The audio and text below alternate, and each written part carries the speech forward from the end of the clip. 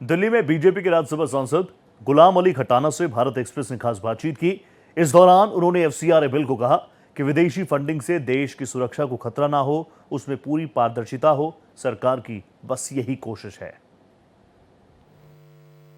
इसी बीच FCRA bill को लेकर के भी चर्चा है। बात करने के लिए इन सभी मुद्दों पर हमारे साथ बीजेपी सांसद गुलाम अली खटाना जी है।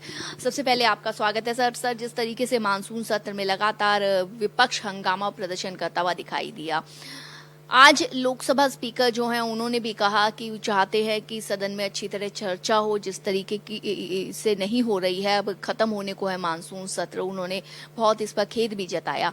क्या लगता है कि जब अब पक्ष की तरफ से कह दिया गया है कि गृहमंत्री अमित शाह वो आकर के सदन में विपक्ष के सवालों का जवाब देंगे, लेकिन शर्त यह है कि राहुल गांधी सदन छोड़ के भागे ना, तो क्या लगता है विपक्ष का क्या रवैया रहेगा अब लोकसभा में?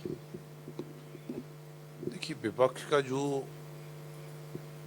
पब्लिक के टैक्स से पैसा हाउस चलता है, और जिस तरह से उन्होंने डिसरप्शन करा है हाउस को, दोनों लोकसभा और राज्यसभा को, पूरा ये रेनी सेशन जो है ये पूरा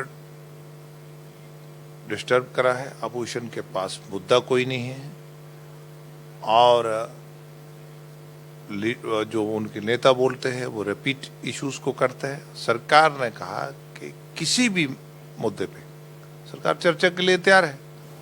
इसके साथ एफसीआरए बिल को लेकर के चर्चा की सरकार उसे जेपीसी में भेज सकती है। कई विपक्षी दलों में भी कई पार्टियां हैं जो चाह रही थी कि जेपीसी में जाए। वक्फ बिल की तरह वक्फ संशोधन बिल जो था वो उसको भी जेपीसी में भेजा गया था। क्या लगता है कि जेपीसी में जाने के बाद जिस बातों को लेकर के आपत्ति है, अगर कई मिशनरीज को या विपक्ष को, उससे कितना वो साफ हो पाएगा, और उसके बाद एफसीआरए को लेकर के अमेंडमेंट्स जो लाना चाह रही है गवर्नमेंट, कितने सही आपको दिखाई? देखिए, विदेशी ताकतें जो भारत की प्रगति, भारत की तरक्की नहीं देखना चाहते, तो क्या भारत सरकार का ये राइट नहीं है कि हमें जो फंडिंग हो रही है डिफरेंट ट्रस्ट के माध्यम से, क्या उस पर सरकार की नज़र नहीं होनी चाहिए? क्या इसमें क्या बुराई है? ट्रांसपेरेंसी, शफाफियत में क्या दिक्कत क्या है अपोजिशन को? चलिए, भारत एक्सप्रेस से बात करने के लिए शुक्रिया। भारत एक्सप्रेस के लिए कैमरामैन विवेक के साथ में कोमल शर्मा।